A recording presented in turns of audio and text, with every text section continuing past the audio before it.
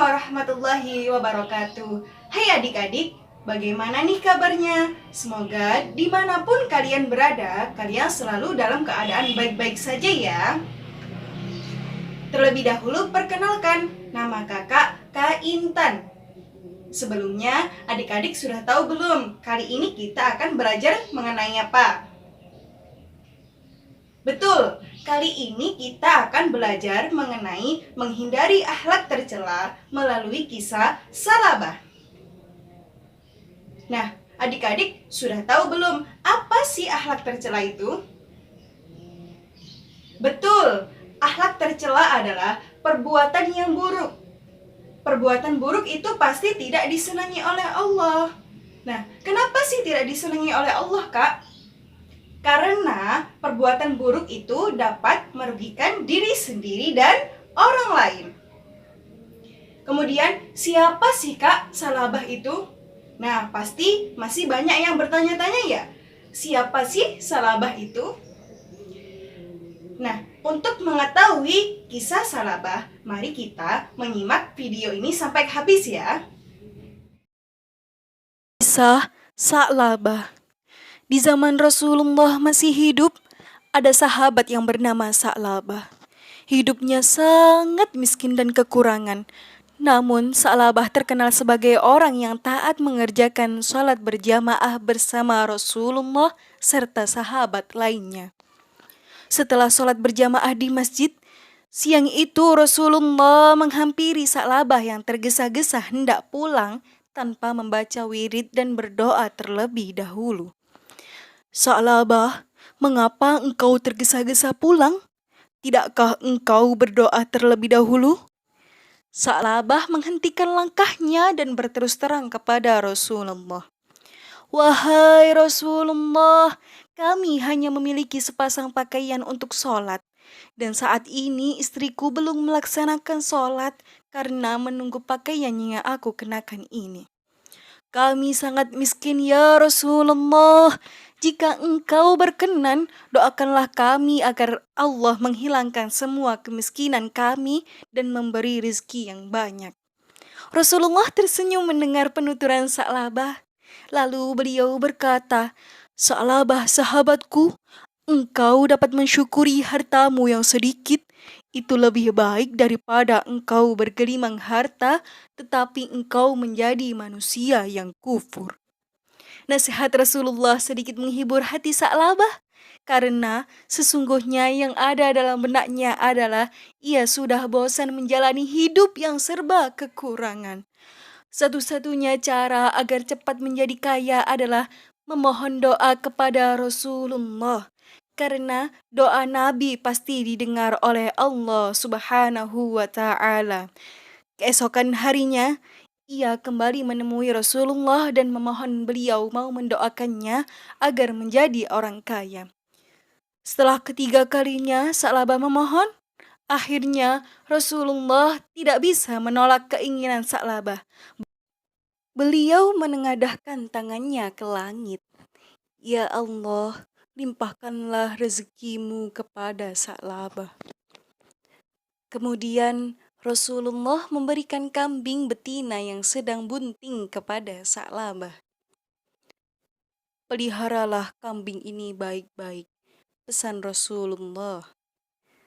Sa'labah pulang membawa kambing pemberian Rasulullah dengan hati yang berbunga-bunga.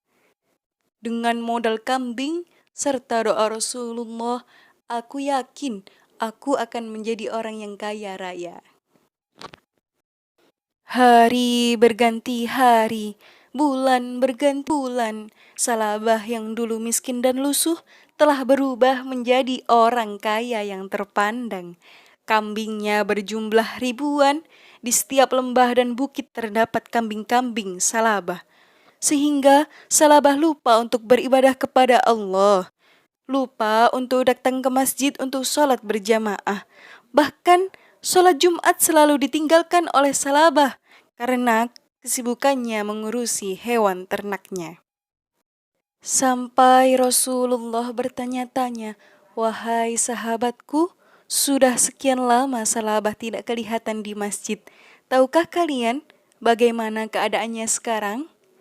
Wahai Rasulullah, Salabah sudah menjadi orang yang kaya. Benarkah? Mengapa ia tidak pernah menyerahkan sodakohnya sedikit pun?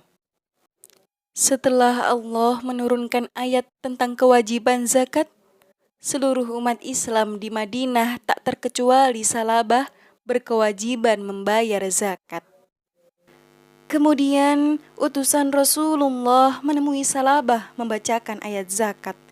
Lalu setelah dihitung dari seluruh harta kekayaannya, ternyata memang banyak harta Salabah yang harus diserahkan sebagai zakat. Tak disangka, Salabah mukanya berubah menjadi merah. Ia sangat marah. Aku bisa rugi, kalian pulang saja. Aku tidak mau menyerahkan hartaku.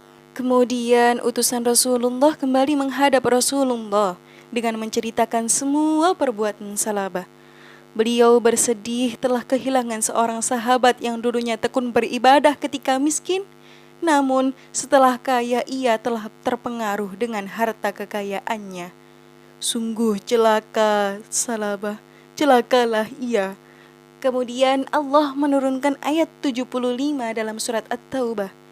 Celakalah engkau Salabah, Allah telah menurunkan ayat karena perbuatanmu, kata salah seorang kerabat Salabah. Salabah tertegun. Ia baru sadar bahwa hawa nafsu telah menguasai dirinya. Kini ia bergegas menghadap Rasulullah dengan membawa zakat dari seluruh hartanya. Namun Rasulullah tidak berkata apa-apa kecuali hanya sepatah kata. Sebab dengan kedurhakaanmu Allah melarangku untuk menerima zakatmu. Rasulullah mengambil segenggam tanah lalu ditaburkan di atas kepala Salabah. Inilah perumpamaan amalmu selama ini. Sia-sia belaka. Aku telah perintahkan agar engkau menyerahkan zakat, tapi engkau menolak. Celakalah engkau Salabah. Nah, demikianlah kisah seorang Salabah. Allah itu sangat murka terhadap orang-orang yang memiliki akhlak tercela ya. Nah, dari kisah tersebut kita dapat mengambil hikmahnya dan bagaimana sih kita menghindari akhlak-akhlak tercela yang terdapat dalam kisah Salabah tersebut. Nah, yang pertama, Salabah merupakan orang yang ingkar terhadap janjinya sendiri. Dia diberikan kekayaan yang sangat kaya raya berupa hewan ternak yang sangat banyak. Akan tetapi dia lupa tidak melaksanakan sholat berjamaah seperti biasanya dengan Rasulullah SAW di masjid. Bahkan ia lupa tidak melaksanakan sholat Jumat. Karena apa? Karena dia sangat sibuk dengan hewan-hewan ternaknya. Kemudian yang kedua, selain Salabah tidak menempati janjinya, Salabah juga enggan membayar zakat. Salabah termasuk orang yang tidak mentaati Allah dan Rasul-Nya. Nah, dia tidak menyadari bahwa semuanya itu atas kehendak Allah Subhanahu wa Ta'ala. Salabah menjadi orang yang kaya dan di balik kekayaannya ia ada kewajiban untuk membayar zakat. Yang ketiga adalah Salabah termasuk orang-orang yang 1. Tamak, 2. Sombong, 3. Kufur nikmat. Tamak itu apa sih? Tamak itu sama dengan serakah. Dan kufur nikmat adalah tidak mensyukuri atau mengingkari nikmat yang diberikan Allah Subhanahu wa Ta'ala.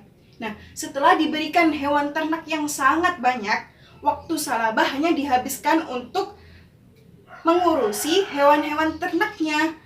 Dan dia selalu hanya memikirkan bagaimana sih hewan ternaknya agar terus bertambah dan terus bertambah. Kemudian hikmah yang terkandung dalam kisah seorang Salabah juga terdapat dalam surat Al-Isra ayat 7 yang artinya jika kamu berbuat baik berarti kamu berbuat baik bagi dirimu sendiri. Dan jika kamu berbuat jahat, maka kejahatanmu itu bagi dirimu sendiri.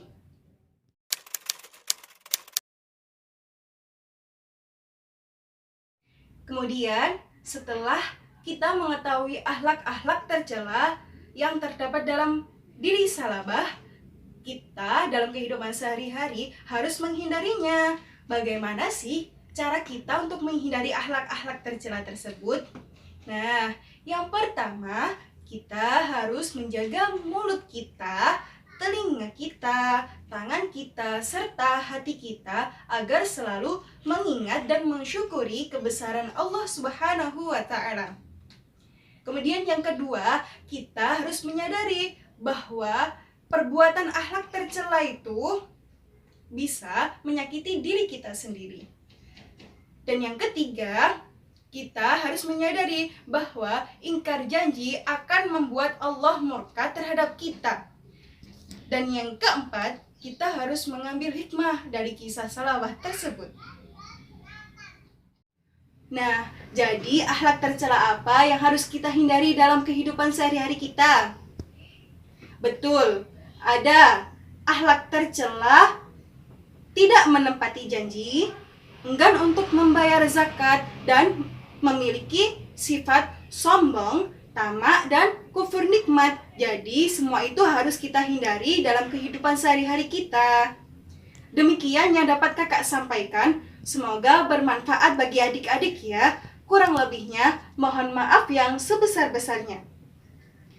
Jaga kesehatan dan jangan lupa tetap belajar di rumah sama bunda ya. Wabillahi taufiq wal hidayah. Wassalamualaikum warahmatullahi wabarakatuh.